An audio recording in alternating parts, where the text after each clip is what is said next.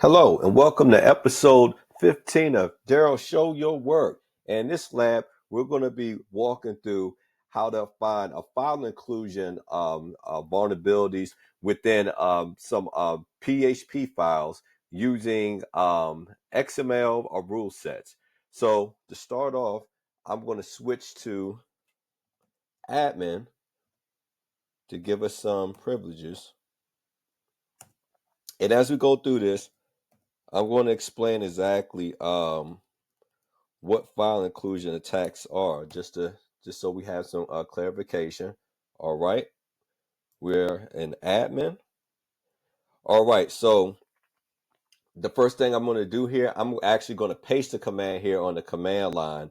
That's basically going to run an XML rule set against a PHP file to look for any sort of web vulnerability, since PHP is a web language that would be used on a web page or front end process. So I'm going to load that up, and I'm going to point out on the command line, everything that's going on, just so there's clarification. All right. So like I said, we're going to be using the Excel underscore based rule set XML file, and we're going to take this rule set of different vulnerabilities that it's going to be searching for, and we're going to run that against the LFI .php. And LFI is short for local file inclusion, which this is not necessarily just looking for local file inclusions, but that's just what the file's name is. All right, so I'm gonna hit enter. All right, so it gives us back 2 errors and 2 warnings. All right, so the first warning lets us know that there's a possible RFI detected, which is remote file inclusion, on the line, on part of the line that says pages slash $ file on include. The second warning tells us the same thing, but with $index on include. So what you're going to notice is that what we should be looking for is anything that has a $ and then on include that comes after it. So you need to remember that, because when we start diving further into investigating some details, some files, that's a detail that's going to help us to be able to identify where certain file inclusions are. So you may be asking yourself, what exactly is a file inclusion attack? Well, it's a vulnerability in web applications that allow attackers to execute arbitrary code on a server by manipulating user control input to include and to execute a file from a local system or from a remote server. So again, as we go through this, I'm going to show you exactly what that looks like and how that can be done. All right. So the next thing I'm going to do is I'm gonna open up another PHP file, and I want to kind of stress or show the importance of why it is that we need to have an automated process, just like we just did here, to look for file inclusion attacks. So I'm gonna type that out.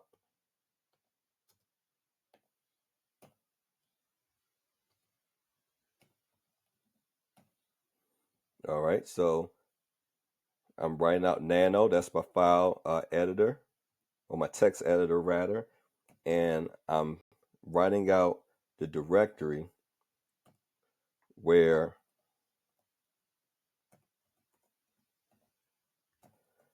the file that we'll be working with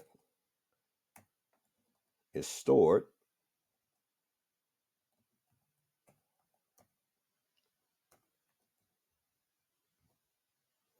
All right, so we're going to open that up.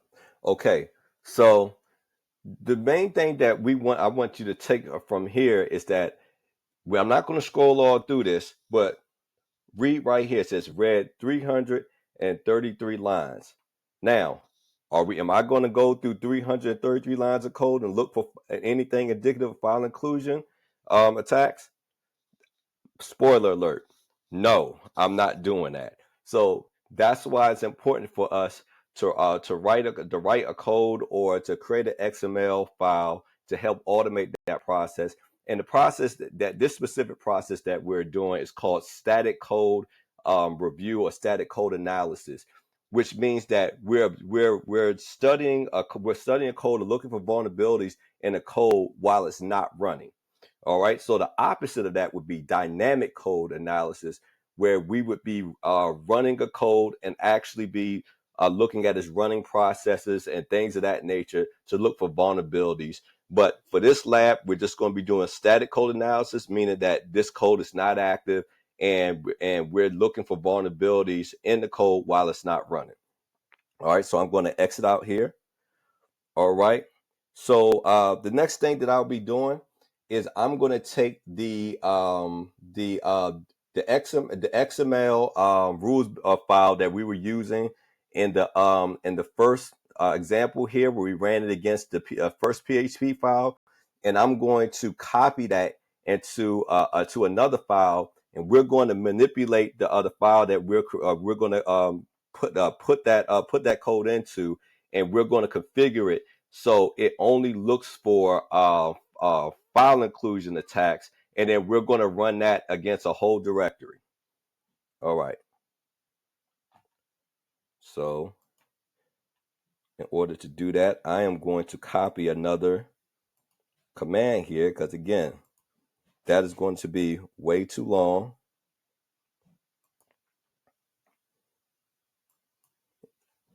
All right. So as you can see here, this is the current file that we were working with, example based rule set.xml, and we're going to copy the contents of that over to a new file called LFI underscore only XML. All right, so I'm gonna hit enter there. All right. Now, in order for us to modify that rules file to only look for file inclusion attacks, we have to go into our text editor again, Nano, and I'm going to, matter of fact, let's do a quicker way here. So writing that all out.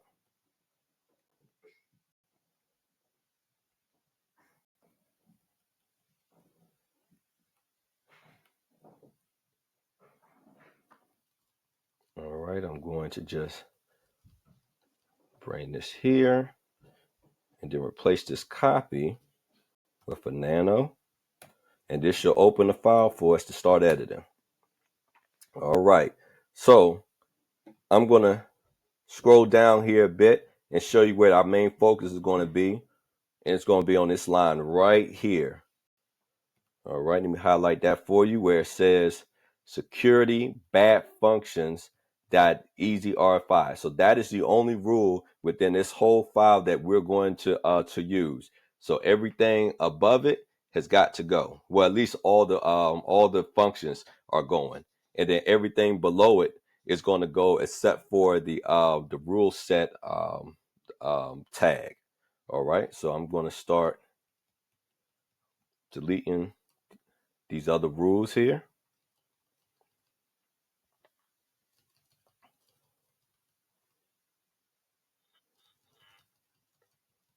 And these other rules. These are web vulnerabilities, other web vulnerabilities that it would look for. But we're only interested in finding file inclusions attacks for this lab.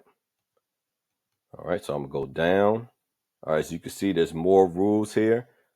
So this is where the rule set ends. So all of this stuff is going. We want to make sure that we only get output for anything that includes file inclusions.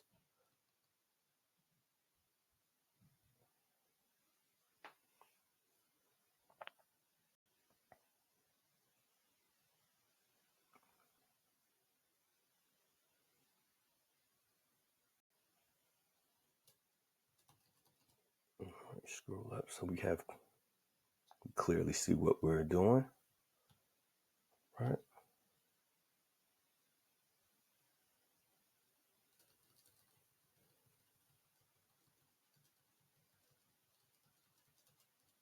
All right. All right, we should be good to go. I'm gonna hit X to exit, and then hit Y to save. All right, and then enter. All right. So from here, we are going to basically run our newly configured rule set against this whole directory. We're gonna basically tell it to run this rule set against this whole directory for all against all the files there, and to see if there are any local file inclusion, or not just local file inclusion, or any file inclusion vulnerabilities in these files. All right.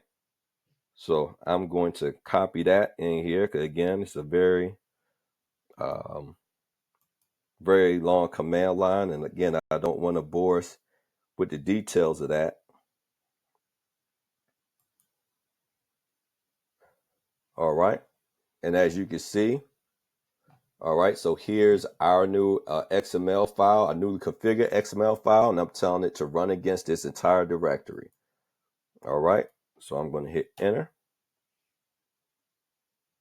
All right. So it looks like it completed successfully. So let's scroll up and let's see if we could find any files that look to be indicative of having a file inclusion vulnerability. Scroll up here, and remember, we're looking for things that have $ and says on include. Scrolling up a little more here. All right, hold on. Let's bring it down a little bit more. Let's see. All right, look like we found a winner here. All right, so looking at this file, gtable.php, and it's saying that on line 17 of the file, that it's finding a possible RFI detected with the $path on include in it. So let's open that file up to take a look at what's going on, and perhaps I could further break it down for you as far as what's happening in that file. So I'm gonna do cat, and it was in var ww html. Let's see, Gila source core classes g table php. All right. All right, so we're inside the file. So let's scroll up a bit. Oops. Don't want to use my, sorry about that. Don't want to use my keyboard there. All right, scroll up with my mouse. All right, let's see. So this should be, it said line 17. So given how long this should be fairly at the top. Okay, yeah, it looks like I need to slow down a little bit, bring it back down. There we go. All right. Okay, so line 17, we're looking for, all right, see, path, let's see, here we go. All right, so we're looking for include path. Okay, so it's saying that it has a problem with here, but I think in order to be able to identify what's going on here, let's look a few lines up at path equals content. All right, so what this is saying, that any content that you plug into here is equal to path.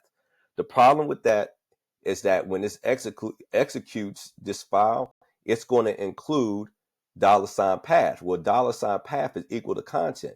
So you could replace where it says content. Let's say in the case of a local file inclusion, you could put a directory such as Etsy password.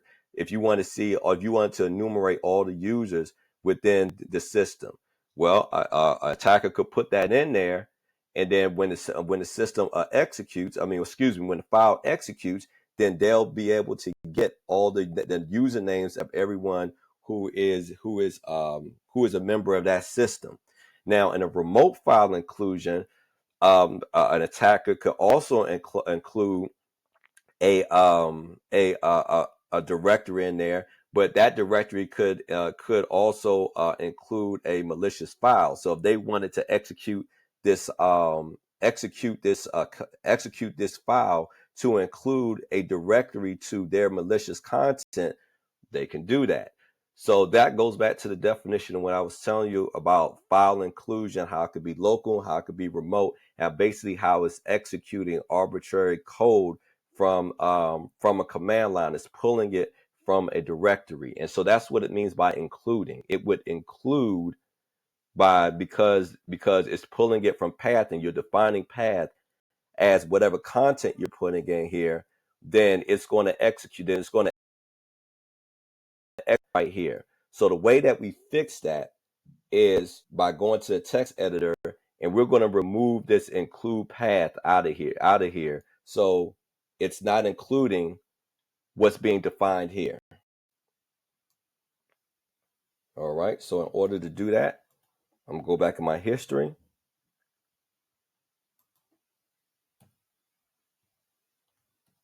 Okay, hold on.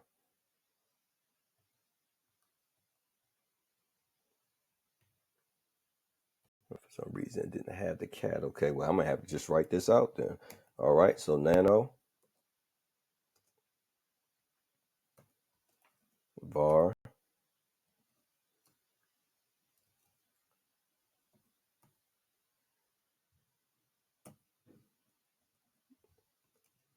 ww html healer source core classes gtable dot php. All right, let's go into this file. All right, and we're going to remove this line. All right, so we're going to remove this line here. All right, so all right, this line is gone. Go up. All right, and then I'm hit Control. Yes to save. All right, enter. So that should fix that that file inclusion issue. So let's say we wanted to use a different method, a different way to automate this. Well, I'm going to pull another version of gtable from a different directory, save over it, and we're going to use a we're going to use a a, um, a Python file to run and to check and to check to see if it can exploit a vulnerability or a file inclusion vulnerability within that different version of gtable. So what I'm going to do, all right, I'm going to copy that because this is another long command line. All right.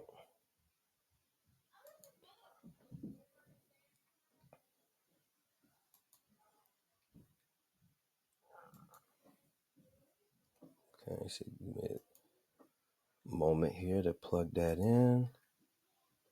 All right.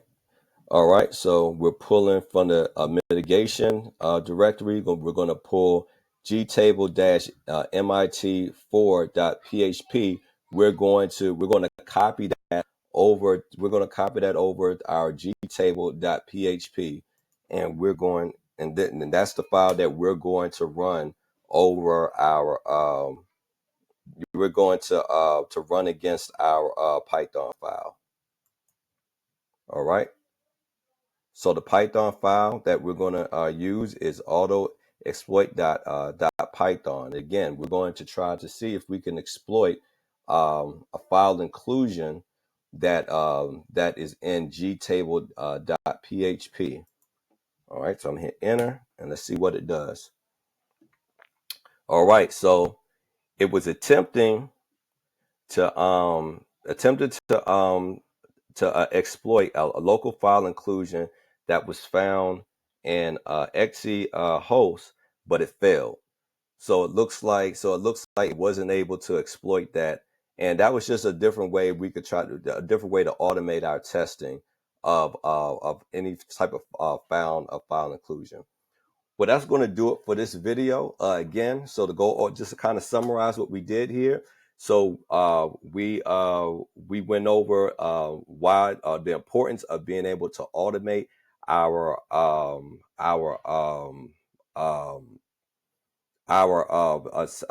static analysis testing of code, and why it's good to not manually why it's not good to try to manually do that, because you may find that it's too many lines for you to take up your time to try to analyze. You're probably not going to find everything. We also just looked at how to be able to identify file inclusion vulnerabilities, and different ways that we could configure our files to narrow in on finding those particular vulnerabilities.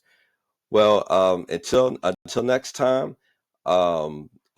take care of yourself. Remember to like, subscribe, and to share, and most importantly, share your work. And God bless.